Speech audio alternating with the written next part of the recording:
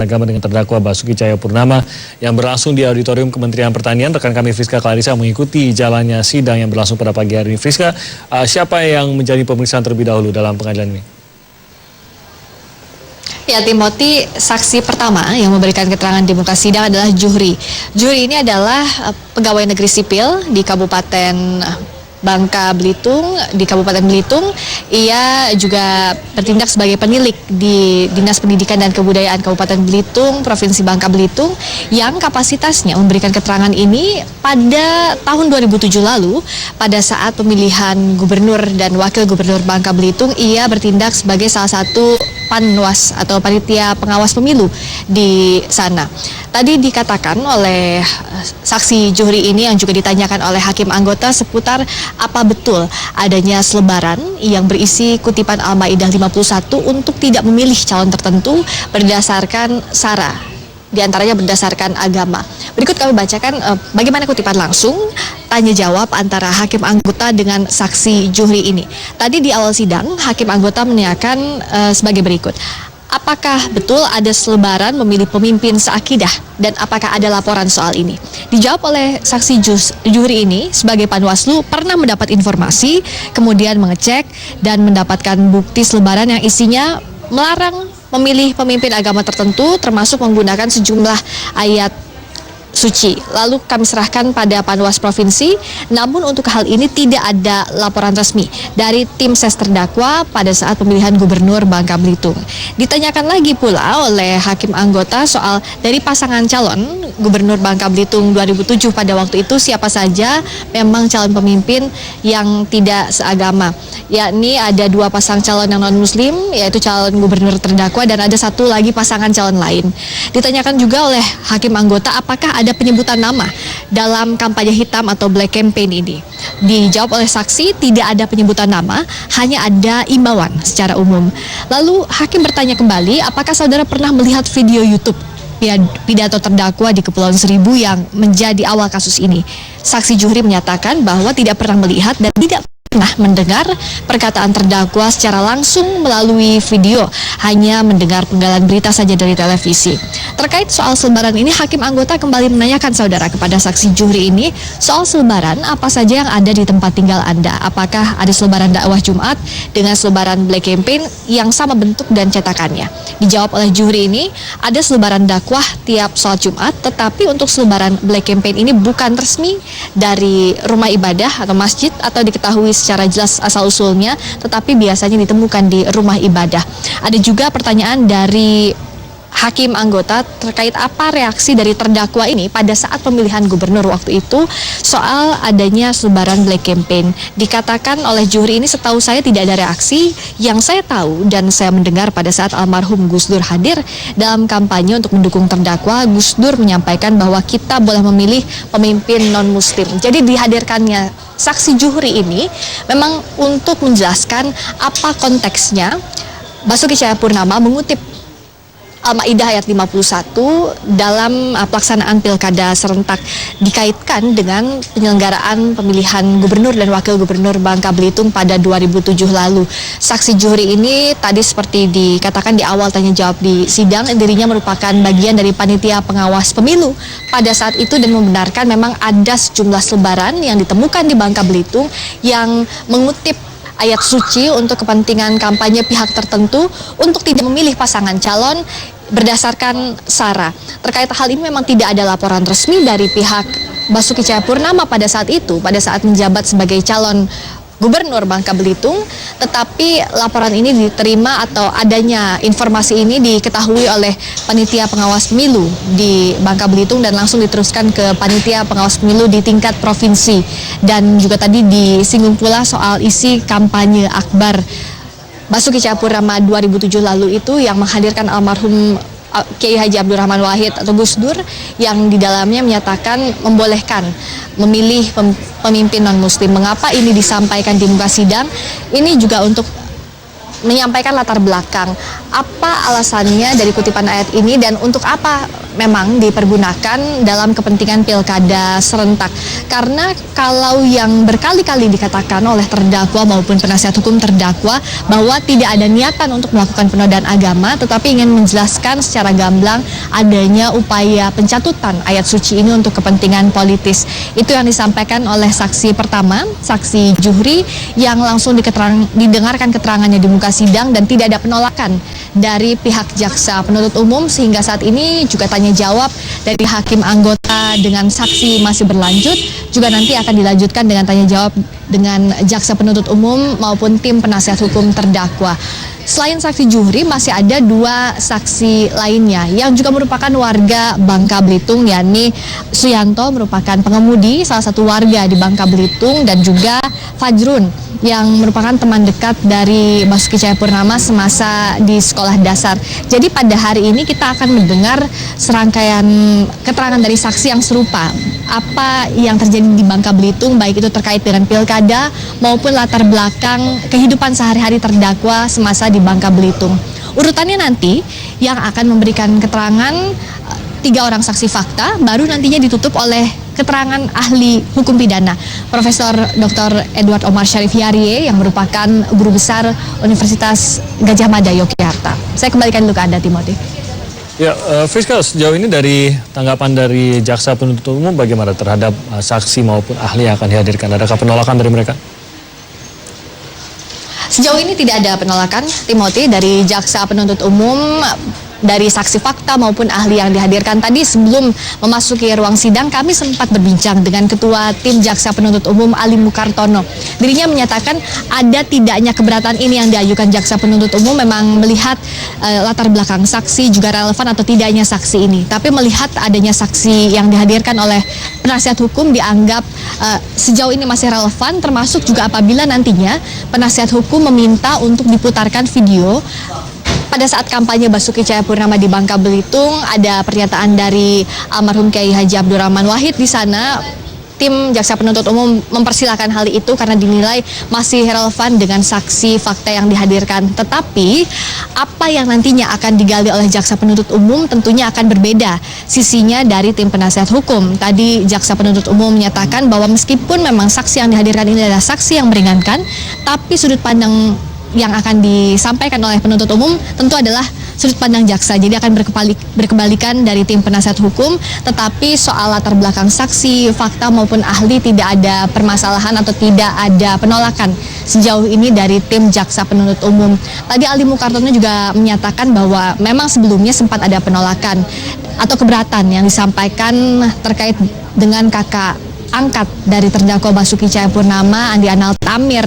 Tapi jaksa menyatakan ini bukan keinginan dari jaksa penuntut umum, tapi untuk menjaga agar tidak adanya saling mempengaruhi antara satu saksi dengan saksi yang lain, mengingat saksi Andi Anal Tamir ini sebelumnya juga sudah pernah datang ke persidangan dan menyaksikan baik itu saksi, fakta maupun ahli yang sudah dihadirkan ke persidangan, sehingga juga Majelis Hakim pada sidang ke-13 kemarin menerima keberatan dari jaksa penuntut umum untuk tidak menghadirkan Andi Anal Tamir atau kakak angkat dari Basuki Cahayapurnama yang pernah mengikuti persidangan.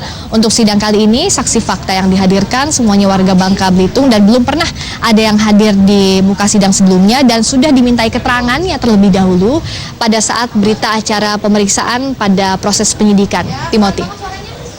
Baik, Friska, saya tidak tahu apakah Anda sempat menanyakan hal ini, tapi mengenai saksi ahli Edward Omar ini, apakah termasuk saksi ahli yang sudah dimintai BAP-nya sebelumnya, sebelum pengadilan atau sidang ini berlangsung?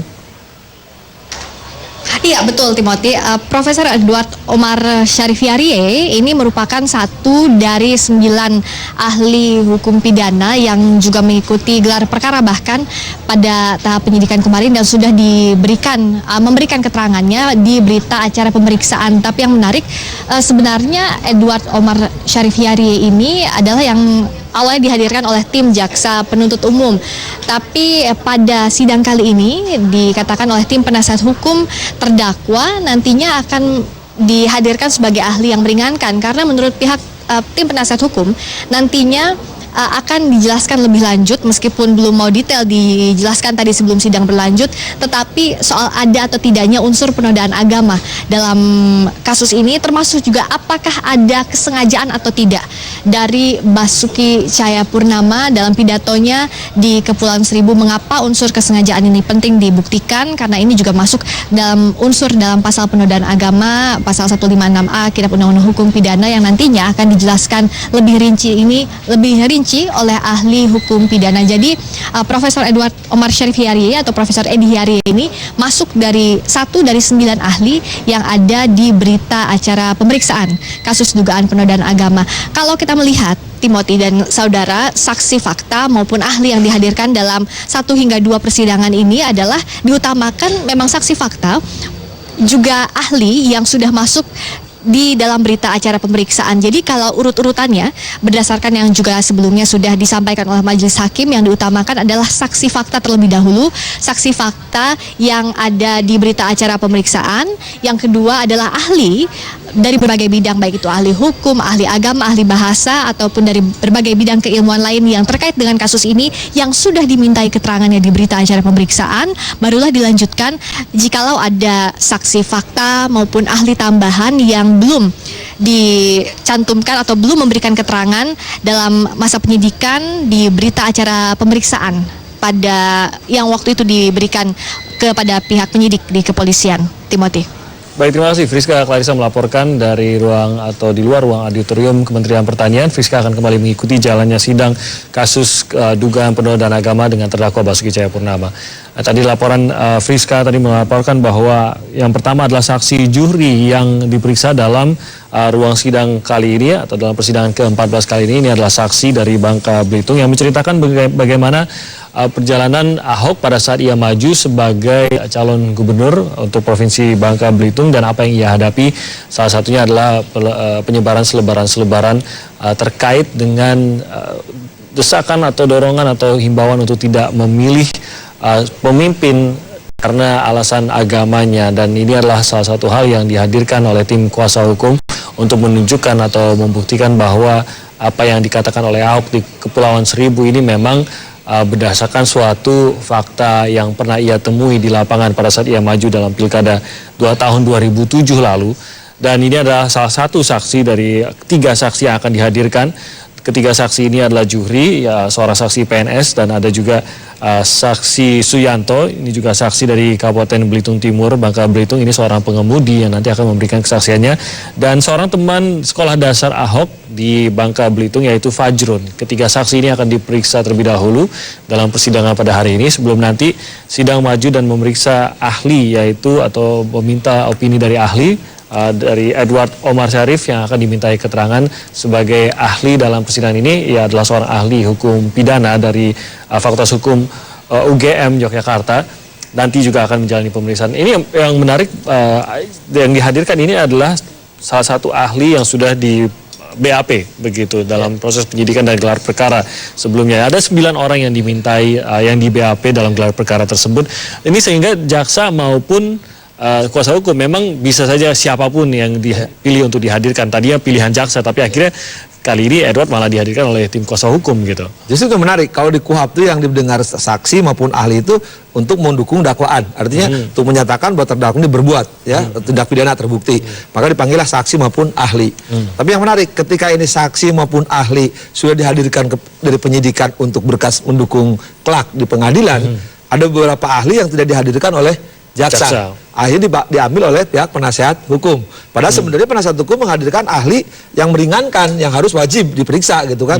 Tapi justru yang tidak dipakai oleh jaksa sekarang dipakai oleh penasehat hukum. Dan ini kejadian bukan sekali, kejadian waktu Jessica pun sama kan. Ada ahli saya kurang di luar, bukan di luar ahli hukum, saya agak lupa. Pokoknya ahli bedah kalau nggak salah forensik, bedah forensik kalau nggak salah Prof itu ya ada saya mesti orangnya itu misalkan dia tidak ada tapi akhirnya dia penasihat hukum tapi nggak ada masalah. Yang penting kan sekarang ahli ini kan membuat terangnya perkara untuk menerangkan yang sering saya katakan di sini. Sekarang justru tinggal membuktikan unsur kesengajaan yang sebenarnya sekedar hakim, penasihat hukum termasuk JPU udah tahu apa kesengajaan. Mungkin sekarang perlu dikuliahin lagi oleh Prof. Edi Heroy kan bahwa apa yang disebut kesengajaan ini, yang saya katakan apakah dengan maksud, apa dengan kemungkinan, apa dengan kesengajaan, atau di bukunya Edi Heroy itu panjang sekali karena dia baru mengeluarkan buku namanya Prinsip-Prinsip Hukum Pidana yang sekarang termasuk yang dipakai oleh di kalangan Fakultas Hukum.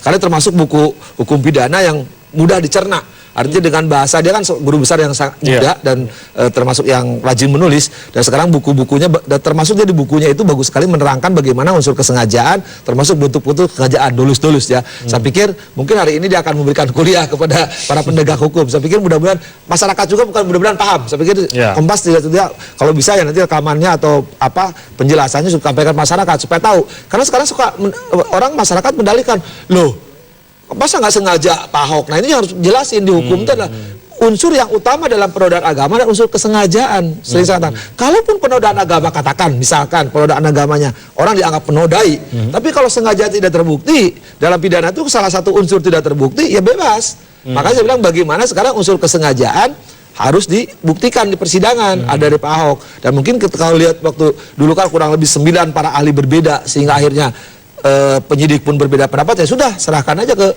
kejaksaan. Nah sekarang di pengadilan akan terbukti siapa ahli, karena kalau lihat karena ahli hukum kan dari pihak JPU cuma 2, Muzakir dan ahli pidana. Nah yang menariknya sekarang ahli hukum yang agak bebas artinya di luar kelembagaan adalah Muzakir kemarin kejaksaan dari JPU. Tapi ada ahli hukum yang justru dari lembaga yang pernah menyatakan surat pernyataan sikap keagamaan PSK itu kan. Nah tapi saya juga kenapa nggak ada ahli hukum lain juga 9 kan? Jangan-jangan nih penasihat hukum, para ahli hukum yang dulu diperiksa di polisian akan memberikan keterangan ahli dari pihak penasihat hukum. Jadi justru menghadirkan dari penasihat hukum. Jadi akan menarik kan. Justru kenapa dong diperkarakan para ahli hukum sudah mengatakan dulu kan ada perbedaan kan para ahli hukum jangan dilanjutkan perkara atau tidak. Tapi sekarang nampak jadi para ahli hukum dulu katakanlah saya nggak tahu persisnya ya. Dulu cuma Muzakir. Ya, Dr. Muzakir, sekarang Prof. Edi Heroy ternyata, dan jangan-jangan juga mungkin minggu depan para ahli hukum akan dimunculkan selain Prof. Edi kan. Ya, itu yang menarik kita lihat perkembangan. Oke, jadi posisinya menariknya karena dihadirkan tentu saja pada saat kepolisian menggelar perkara ini memang mencari di mana sebenarnya ada sebuah pelanggaran begitu kan.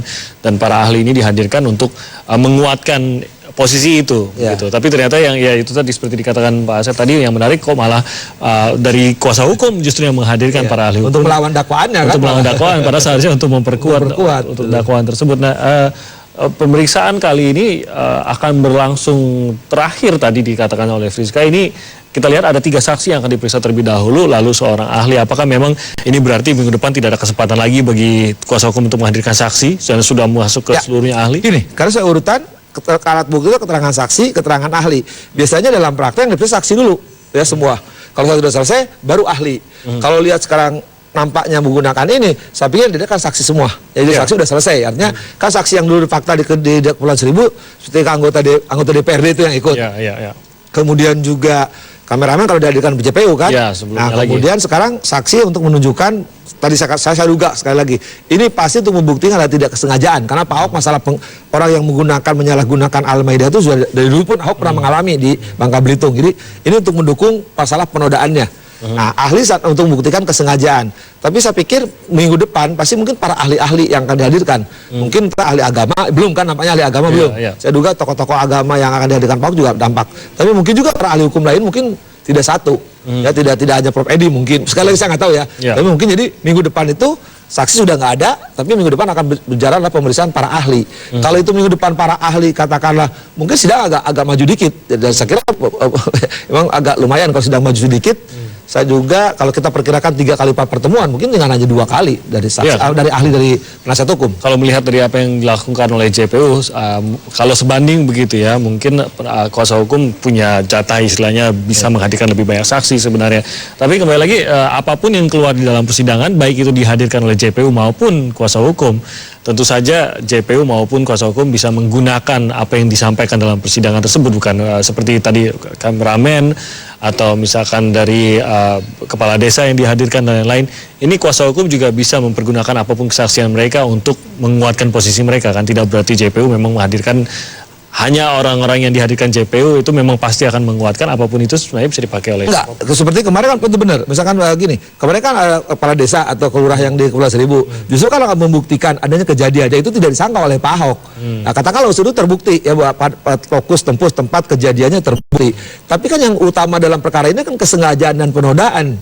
Nah, ketika kesengajaan penodaan ini sekarang ketika apakah kata kesengajaan tadi di keahlian ahli pidananya yang muda dengan beliau tidak menjelaskan ini, malah saya lihat dulu Muzakir lebih banyak menjelaskan masalah penodaannya kan, bukan di kesengajaan. Nah, kemudian kalau penodaan dari pihak JPU jelas semua ahli agama yang dihadirkan itu penodaan mengatakan.